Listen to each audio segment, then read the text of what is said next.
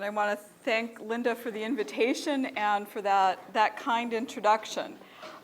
Because I'm going to try to be practical about what seems so impractical, contemplation and mindfulness, I want to start us by doing something. And I know you're eating, so I want to give you a 20-second warning, which is that I'm going to start to my right. And what I want you to do is say one word that comes to mind when you think about mindfulness or contemplation. Just one word, and hold on to that word. So once you've said it, don't let go of it, all right? So, and we're just going to go around and snake and do your best to follow the person by you. So we're here. And if we listen to all of those words, all of them are what we've come here to be present to peace, to stillness, to the breath, to doing this embodied, and to think about the traditions that fed it. So I'd like to think a little bit about where we normally think of contemplation coming up. And so if I ask, there's a famous test called Draw a Scientist. And that test consists of closing your eyes for, a minute, and then taking a piece, I'm not going to ask you to do it, don't worry.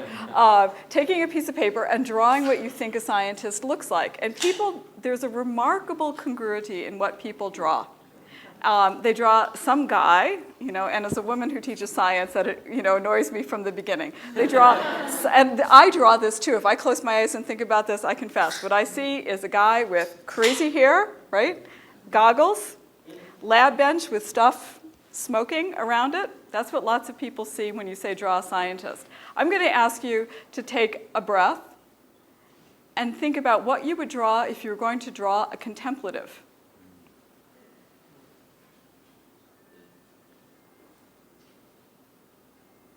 What would you draw? What would someone draw? A Buddha? A monk?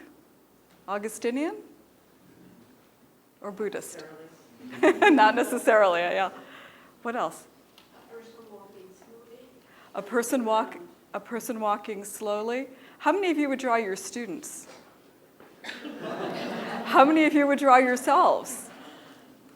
Right? We tend to have this image of contemplation and mindfulness as other, and not as what we are perhaps called to do and to be at all times. The picture I put up there, just to suggest that this is a long-standing conversation that people, I think, have been having for centuries upon centuries. This is taken at the Met, and what do you think all those people are doing? I think they're texting.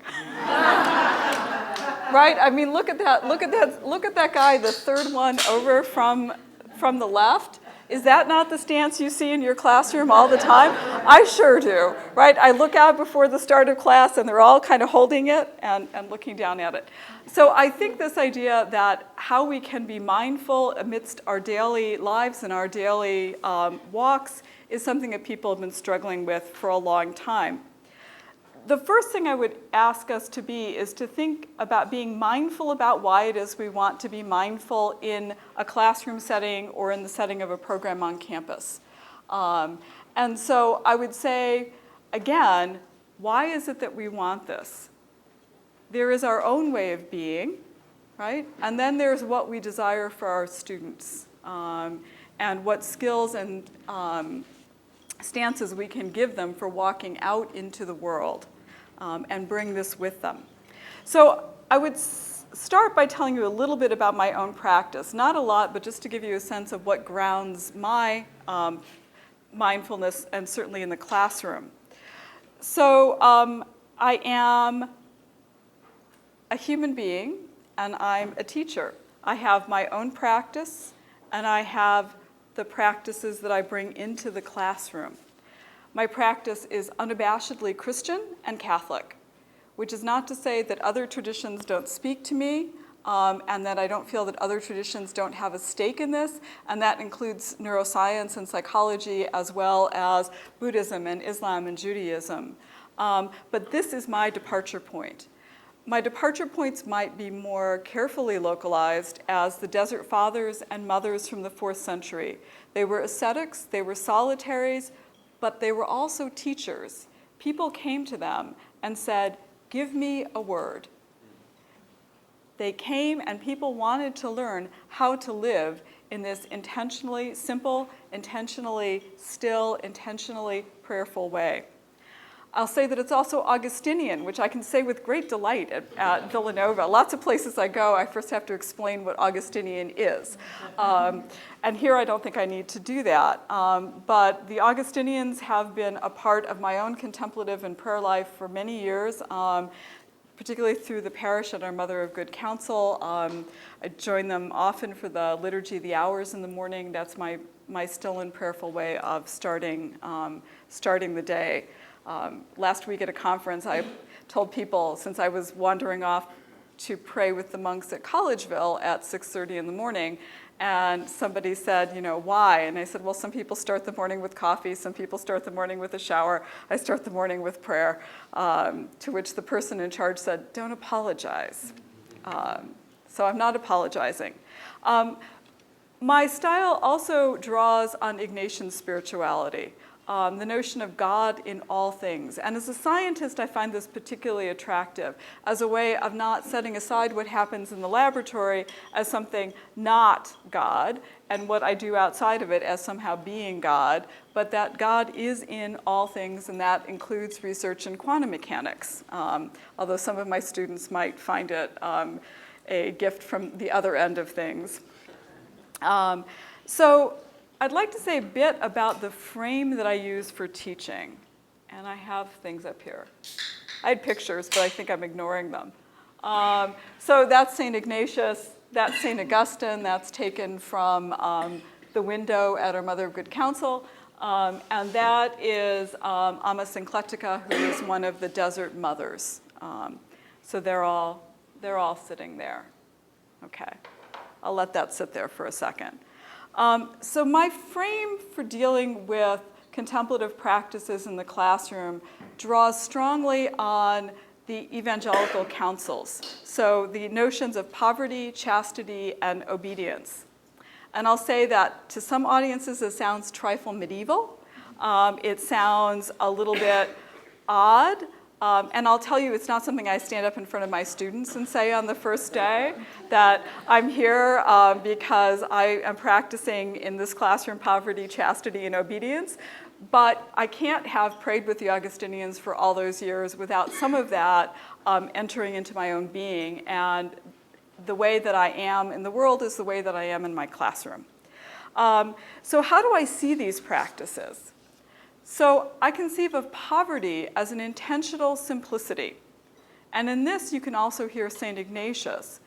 It's not in knowing more, but in the intimate understanding and relish of the truth that we are filled and satisfied. It's not in knowing more, but in the intimate understanding and relish of the truth that we are satisfied and filled. And if you think about what you want for your students within your discipline, or what you want within a program, what is it that you want for them? You want an intimate understanding of what they're working on. You want a fullness and a satisfaction in what they're working on, and what they're doing, and how they are living. We live in a torrent of information, and it's really hard to step outside of the torrent of information. And poverty and intentional simplicity kind of push back against that. We are tempted to pack our syllabi with more and more and more and more in response to this torrent of information. I look at my text from when I took general chemistry in perhaps 1976, which was a long time ago, and I look at the one that my son used, and it is, and I'm not kidding, 3 times as long. It went from 400 pages to 1,250 pages, not counting all the interstitial chapters that have been added to it. It's grown immensely. And yet, how much time do I have to teach this to my students? The same amount of time as someone devoted to teaching me the much shorter version. Time has not expanded, just the amount of information. So those of you who work teaching, and I think maybe I should ask that, how many people have responsibilities in a classroom setting here? Okay, and in other programs on campus? Okay, all right, so it's about half and half. So if you're constructing a syllabus, how many people will confess to having had this thought? I want them to at least have seen, fill in the blank. Yep, I will absolutely confess. I think that all the time. We're tempted to put in more and more and more because we want them to have seen. But in fact, they may not be seeing. The most powerful experiment, and because I'm a scientist, I'll talk about experiments, was done at a medical school in a biochem class. They took 2 sections of biochemistry. Medical students are really good at memorizing stuff. They're really good at science. They wouldn't be in medical school if they weren't. So they took the courses, one of which they taught the course the way they normally taught it, with as much packed in there, so at least they would have seen a bit of this and a bit of that. The other class, they stripped out. And they were intentional about what they put back in. They taught far less, but did it in a more intimate and more thorough way. And then they gave the same final exam to both sections. Do you know who did better? Those who had been taught less knew more. Franklin and Marshall, which is just down the road from us, did an experiment that terrifies me, which is they had the general chemistry course in the freshman year. Students took it, students did well. They have a very well-known program that is very clear about being comprehension being the goal. A year out, they had students take the general chem final again. Students who took the course did not do any better than students who didn't take the course. I find this so depressing, I cannot tell you, right? Because I imagine what would happen the following year if I, asked the students that I taught last year to take the exam again. And yes, they took it without warning. It wasn't as if they knew they were going to take it, so people didn't study, but still, right? So we teach them so much that sometimes they don't leave with any deep understanding of anything. And so I would really argue for teaching less and knowing more, a stance of intentional simplicity in our syllabi. And that begins even before you walk through the door and never needs to be said to your students, right? But it is a mindful way of being in the classroom. The next piece about being intentionally simple in the classroom is talking. I like to talk, right? Because I'm a professor and it's my classroom. I can talk all I want. And in programs, we tend to talk a lot, right? We have a speaker come and you want to hear what that speaker has to say, but how much space do we leave for students to talk or for students to not talk? There is evidence that suggests people wait about 10 seconds if you ask a question in class for an answer.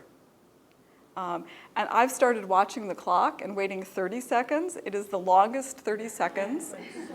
But intentionally leaving space. I'm back from a pretty extended stay in Collegeville, so I was getting up at 6:30 in the morning to go to morning prayer with the monks.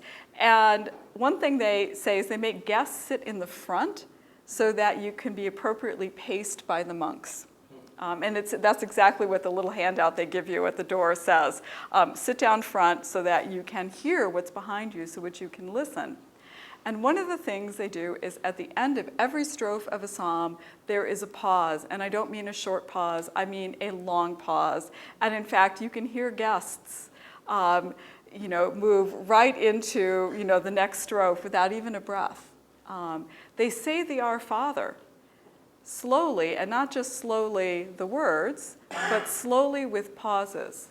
At the end of every prayer, when we're very quick to say amen, there's a long pause. And then someone says, amen. There's space to take in what's just been laid out. And just like eating, where you don't, I don't know, I have teenage boys, they do inhale.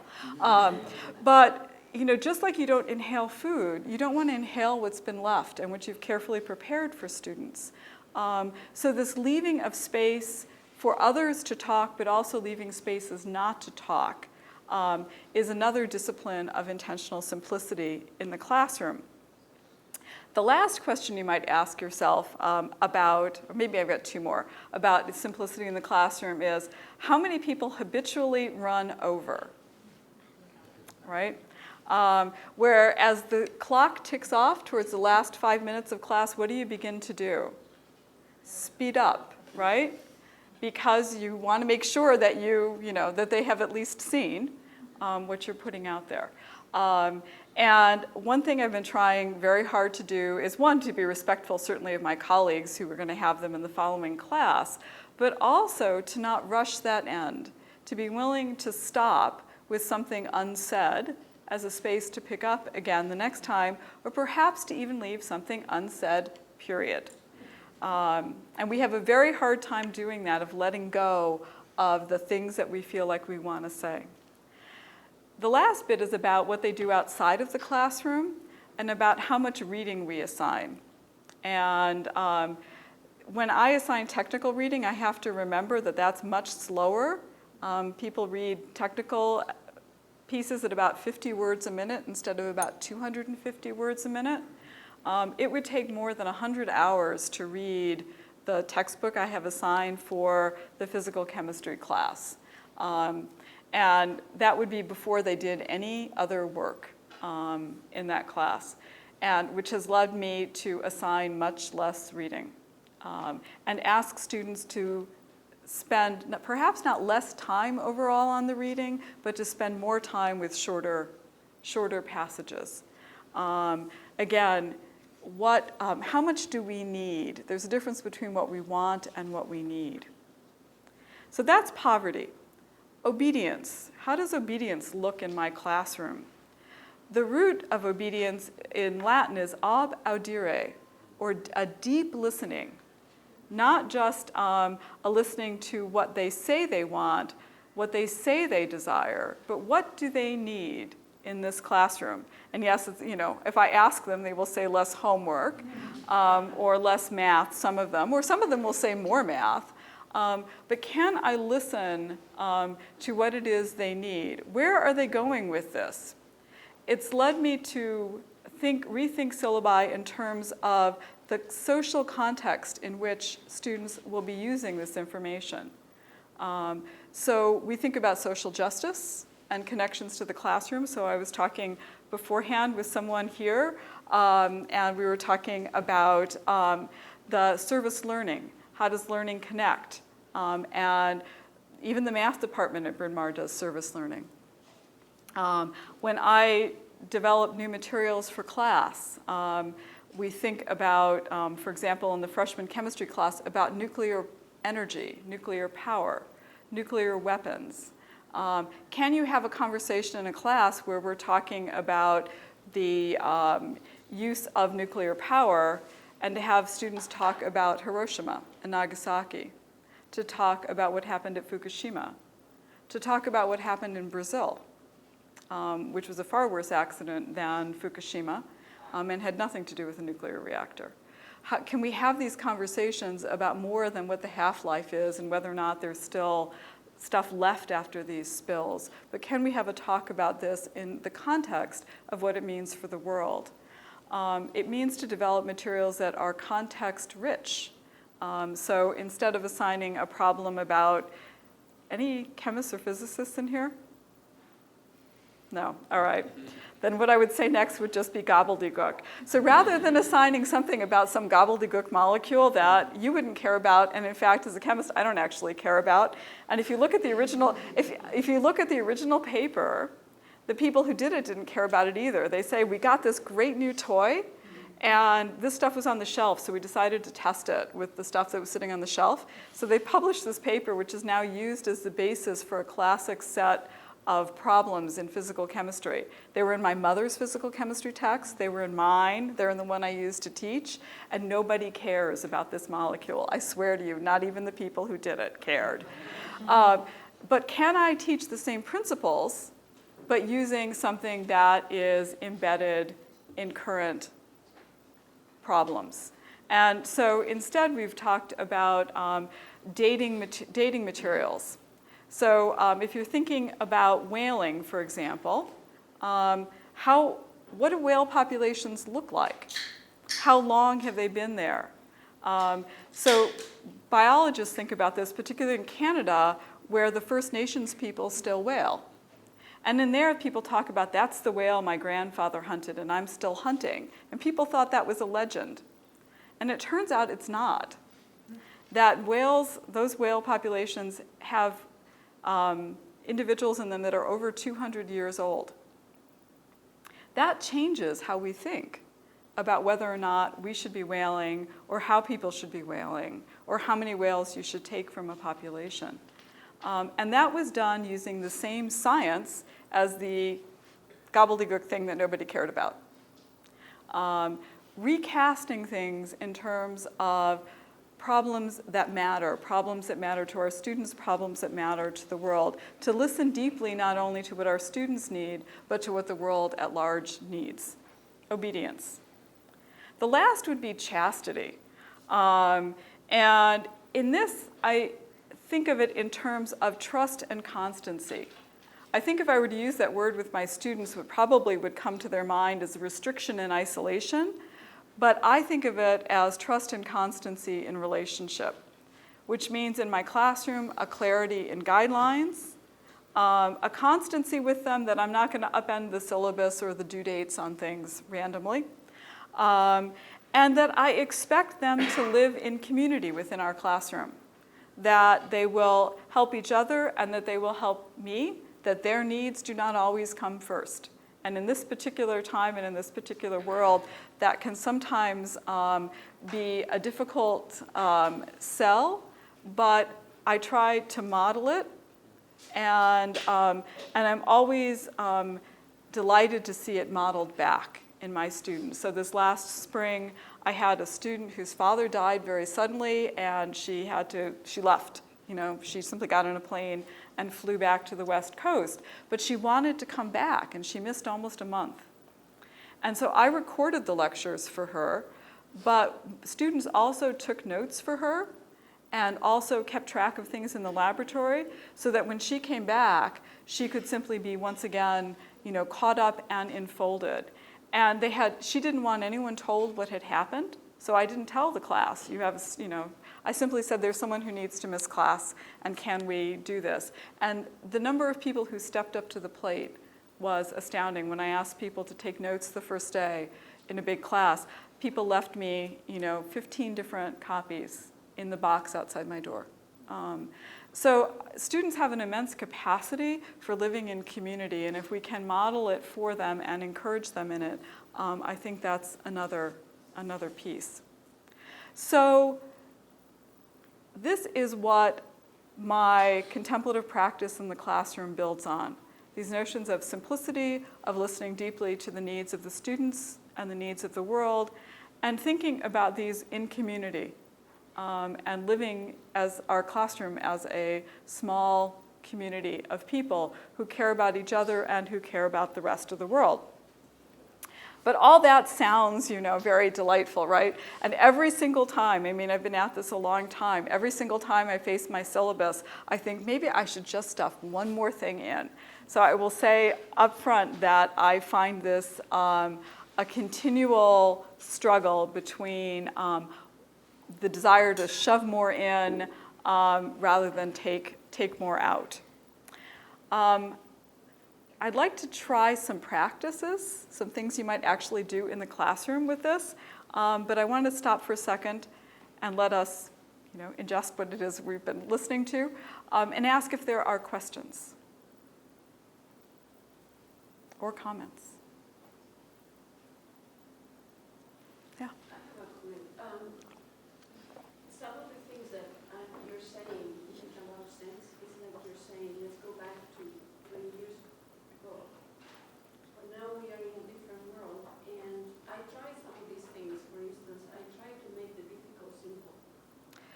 And the result is that students, I notice, respect more those teachers that make the difficult more difficult. And they go saying, wow,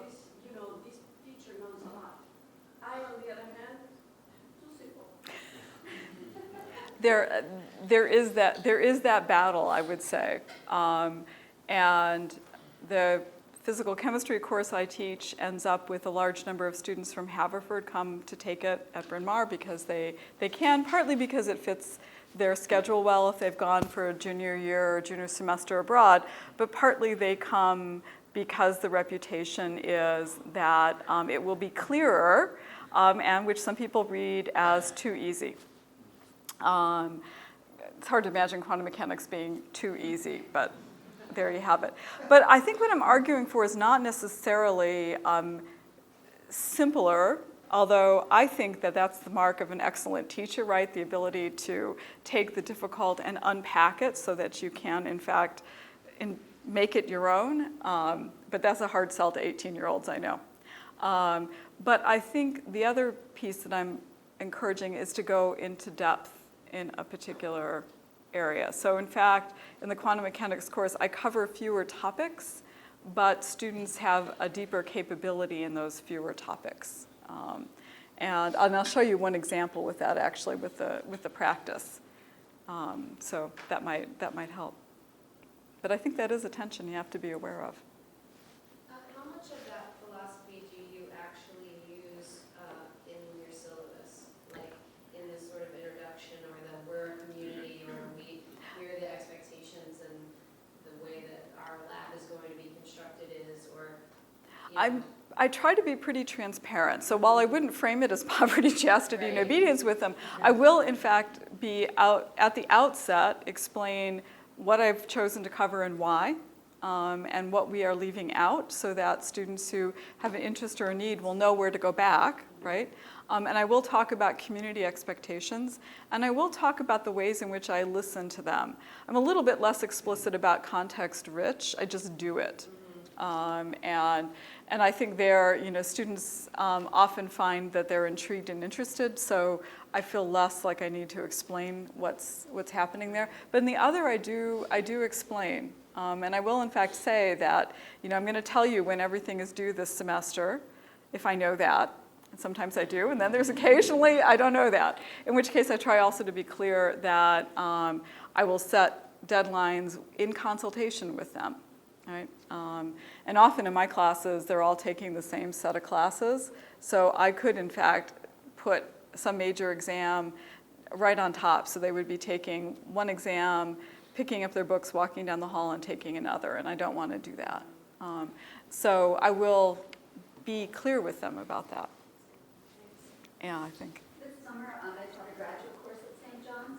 And at the end of the class, the students were like, "Thank you so much for facilitating this." And I was like, wait, I thought I was a teacher. So it just took me back for a second. And I was like, maybe I didn't really do a good job. I didn't give them enough. They didn't see me in that role. But from what you're saying and now reflecting on it, I did want to create this community of learners. Right. I think I was successful if they say something like that. Right. The American Sign Language sign for teacher is a person who pulls out from their own head and puts in someone else's head, which a couple of my education colleagues really don't like. Because they say it's not about our, sort of trying to mind meld with you and put it in your mind, but in fact to develop a community of learners, and learners who can learn even when you disappear, right? That's what I certainly hope for. So I'm curious along those lines, what skills do the students actually have when they walk out of the classroom to do this for themselves? Because when it is a facilitated experience, it's wonderful, wow, this is beautiful, and yet if you don't really have the capacity to carry it on, it's as good as the test that you were talking about that the students took 1 year later. Right. So part of it, so some of the skills that I'll teach them about, for example, the one I'll show in a minute, is about how to deal with visual material. And those are skills they definitely walk out the door with. And as with everything, what I expect my first-year students to leave with, as opposed to my third-year students to leave with in terms of being independent learners, are different sets of skills. Because of the way I teach at Bryn Mawr, I sometimes see them hopscotched. So people I've taught as freshmen, I very often teach again as juniors. So I reap what I sow in that respect. So I am attentive to what what is going to go forward. And there again, the explicitness I think helps. When I tell students, here's a way to deal with visual material, it's good for this that we're going to use it for, but it's also going to be great in the biochem class you're taking next semester, and you might find it useful in your senior research in this way. So I think partly it's like cracking the door open and saying, it's not just for this space, it's for a broader space. And I think when I teach in context, that helps them also retain and kind of remember that there's ways for them to stitch this more firmly into their own lives. But I think the more you can be explicit with them about it, the more likely they are to pull these things out and into another space. With everything, I think I'm delighted when I teach them as juniors if I ask them something from freshman year and they remember. So I think one of my friends talks about having high hopes and low expectations. And that might be something to bring to this as well. And more things? Do you want to try something? Sure. All right, here we go. All right, so that actually is from my lab, although I'm a theorist, I don't actually do chemicals, but I sometimes teach with chemicals, and this is teaching with chemicals. Experiment is a good thing. All right, so there's Magritte. Magritte is looking at an egg and painting something entirely different, right? But when he looks at that egg, that's what he sees. And the egg looks very simple, right? And if I were to ask you to look at an egg and draw it, most people would probably draw an oval, right? So for this exercise, if you have something to write with, that would be a good thing, because it's helpful if you write. If you don't, look on with somebody who does and offer sideline commentary, be a backseat driver. All right, so, and while I'm thinking about it, I brought handouts, so these have instructions on them. So maybe while I'm thinking about it. So the instructions for this exercise, which you don't need to read now, but if you want them to take home, then you have them to take home. And you can use the back to do this on. All right, so here it goes. I'm going to put up 2 figures. And the instructions are, I'm going to leave the figures up, and I want you to look at them. If one is, I'll tell you which one I'd rather you look at, but if you happen to know what it is, then look at the other one. I'm figuring that the 2 figures I put up, you'll only know one of the 2. We'll see how that goes. You're going to look at it. Do not write anything down. I just want you to look at it. And for the purposes of this demonstration, we're going to do it for 1 minute. And I'll set a timer so that it really will be 1 minute. And the best thing I ever did was get a timer for my iPad and phone for use in the classroom. And at the end of that, I'm going to make it go away and tell you what to do next. So here we go. All right. Okay. So the one I would prefer you to look at, and this is the one I actually use in my class, is the one in the upper left. But if that happens to be familiar to you, you can use the one down there. Look at it. Do not set pen to paper. Just look at it. If you need a question to ask yourself, what do you see? What are you looking at?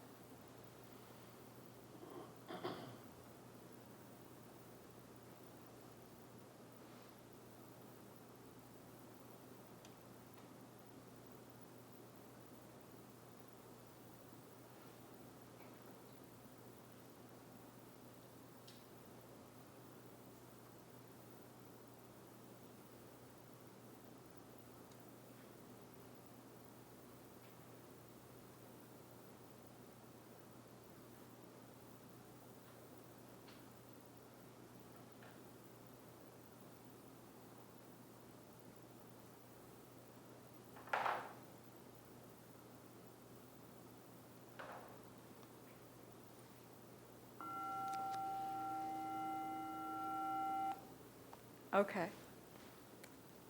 Draw it. Yeah, I know, I made it go away. Draw it. Whatever it is you looked at, draw.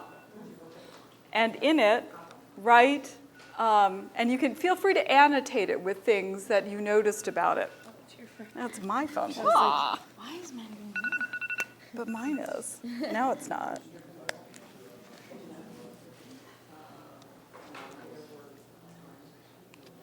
And this is another 1 minute exercise. So take 1 minute and draw what it is you saw.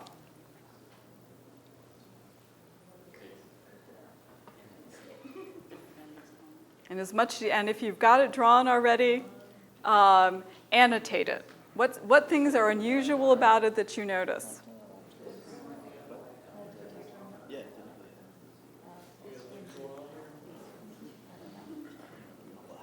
Jeez. And 1 minute is really long, isn't it?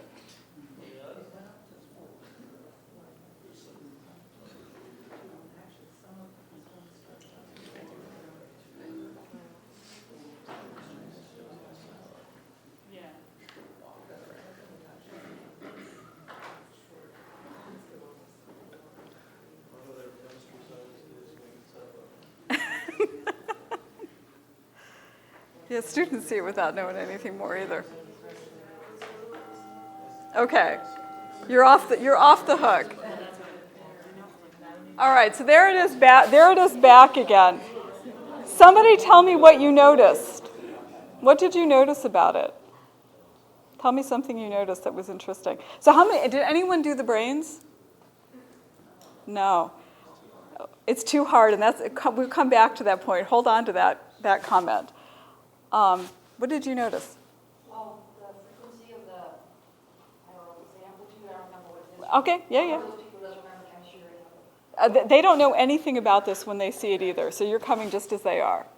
So, It increases as it gets towards the bottom, the frequency of the wave. so the frequency of the wave decreases as it goes down. Okay, that's a useful thing to have noticed. What else did you notice? Alternate starting on the up and to the down. Right, so there is something about the up and the down. Okay, that's important. What else might be important? The dotted lines that are going horizontally don't match up with the numbers. Okay, right, so that the numbers, the energy numbers are different from the little tags on the side. All these things are key things to know if you want to understand the quantum mechanics of this system. And nobody in here, anyone ever take quantum mechanics in here? No. Okay. But you've just given me 3 starting spaces for that lecture based on what you noticed. And some people notice the symmetry of it. And the interesting thing about the reversing symmetry, right? Some of them are symmetric about the axis, and some of them are symmetric and flipped. There are lots of things to notice about this. So I do this exercise with my students. I give them a slightly longer period of time than I gave you. I project it back on the board, and I can scribble on it, So project it back up again, and we start collecting what people noticed. And then I pick something to start with, usually what most people have noticed, and I start talking about the quantum mechanics that gives rise to what they noticed. And then we do it again. And then we do it again. And I usually spend about 2 lectures on this. This is a classic problem called the harmonic oscillator, and it has to do with the vibration of molecules, which has to do actually with the greenhouse effect. So if you're thinking about the greenhouse effect, this is actually related to it. So we unpack all of this quantum mechanics not based on what I'm telling them, but based on what they see. And this exercise draws on Jody Ziegler from Holy Cross's class, where she has them look at a single piece of art for an entire semester. And she keeps coming back to the question, what do you see?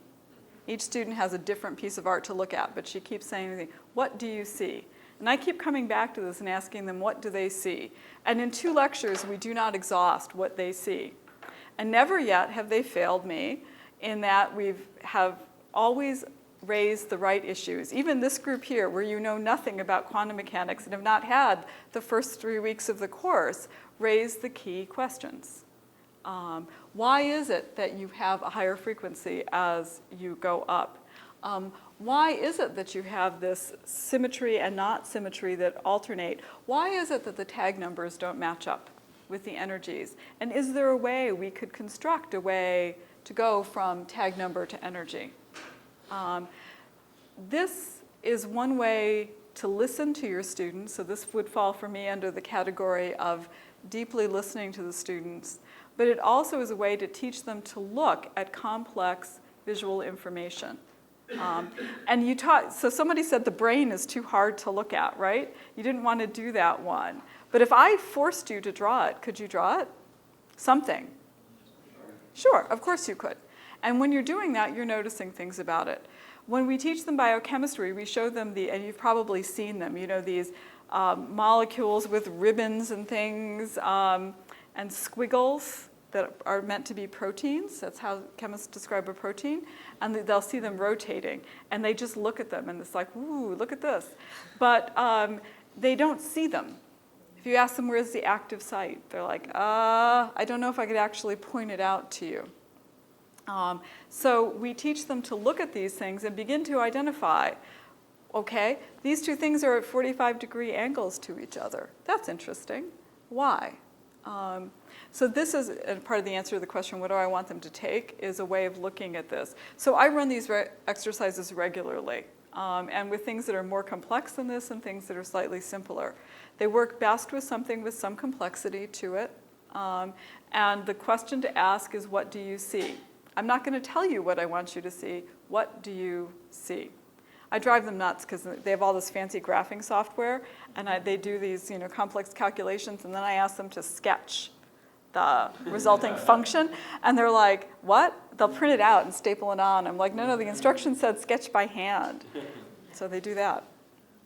It reminds me of, I was in a scripture class many years ago, and the instructor, his approach was read a passage, and then what did you hear? Yeah, What stood out to you? So a very similar way of pedagogy. Right. This draws on certainly on Lectio Divina, which is this idea of slow, careful reading, and a way to use this with non-visual information is, of course, to do something like that, to read a short passage and ask people, what do you hear in it, even if it's just a single word? What did you hear? But it's also an exercise. You could have a common exercise and then ask, what did you experience? And then based on those experiences, Absolutely. then flesh out what the exercise was supposed to say. So it's really emanating from them rather than you giving it back to them. Right. And which is just, a lot of this is just good pedagogy. It's not necessarily, I think being mindful about your classroom is just good pedagogy. Yep, you can use it for that. You can have people watch a clip from a film. I've had them watch clips from chemical reactions and ask them, what did you see in all of it? So there's lots of ways to adapt this particular exercise. So there's one. Do you have patience to try another? I don't know what our people's time frame is. Want to try one more? Okay. Let's try it. All right. So this one is a writing exercise, and again, it's along the lines of sharpening students' ability to both be mindful of what they're seeing, but also to be able to describe it, right? So this one was about drawing it and noticing things, but how do you describe something? So often when they make something in the lab, they say, I made a white powder. Great. Do you know anything more about it? Did you notice anything more about it? And there's a little, you laugh a little bit about it. It was blue. Well, was it cobalt blue or turquoise blue? But this turns out to be key information, not just for science progressing, but also for safety. A student at Texas, where one of my students is now on the faculty, they had a really awful accident where a student blew off part of his hand. And part of it was because he had not taken very good, this is what they attributed the accident to. He had not taken very good notes in his lab notebook. He said, well, it was a blue powder. Well, he made something that was more purple than blue, and that substance was explosive. But he didn't notice the difference. He hadn't recorded the differences in color explicitly enough to be able to notice that. And so he put the powder in a mortar and pestle and ground it up with predictable and thankfully not fatal results, right? So when I pitched this idea about being able to describe things well and to notice them carefully to students, I tend to pitch it in the context of safety, which in this chemistry lab is important. But there are other reasons to notice things too. All right, so here's one, and again, it's a writing thing, and I'm just going to do it for 30 seconds, and we'll talk about it, because not everyone, I think, has something to write about it. Okay, tell me everything you know about incense. Incense. And I won't say anything more about that word other than telling you everything you know about incense in 30 seconds.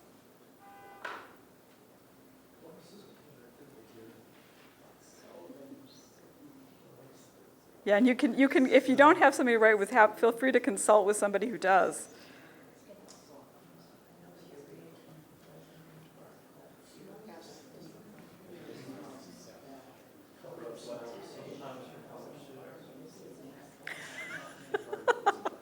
True enough.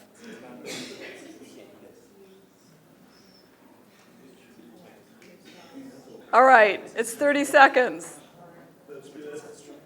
And typically for something like this, I would give people 5 minutes, because you really do need time to kind of collect your thoughts and think. How many people used incense as a noun or thought of incense as a noun? Okay, verb? Of course it's a verb. I'm incensed. Right? Right, yeah, no. And it's interesting, this group is Catholic, and we're in a space that probably makes you think about incense as incense the noun, right? But you can also be pretty incensed. Or you could be incensed, right? So incense can be used as both a verb or a noun. It's always interesting when you pitch something like this to choose something that's got a couple of meanings to it. Karl Rahner talks about that the truth is concrete and the truth is particular. And getting students to be, the difference between simple and simplistic, right?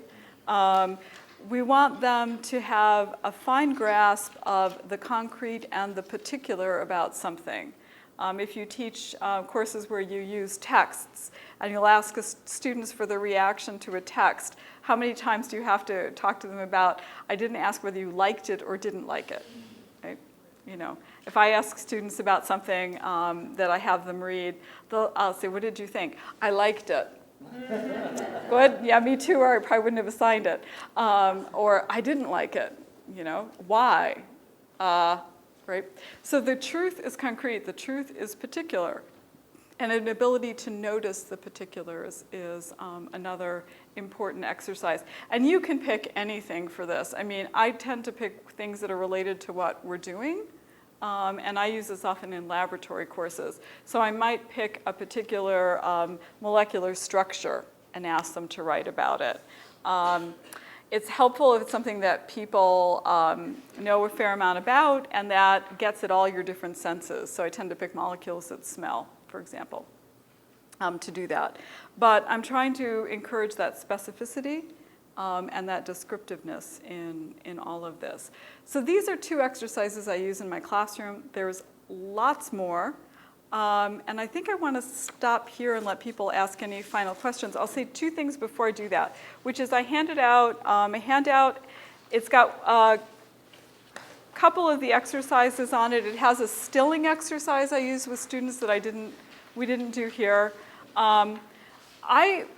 The last thing I do is try to provide some resources for students. And so on my Moodle page, do you use Moodle or Blackboard or something along those lines here?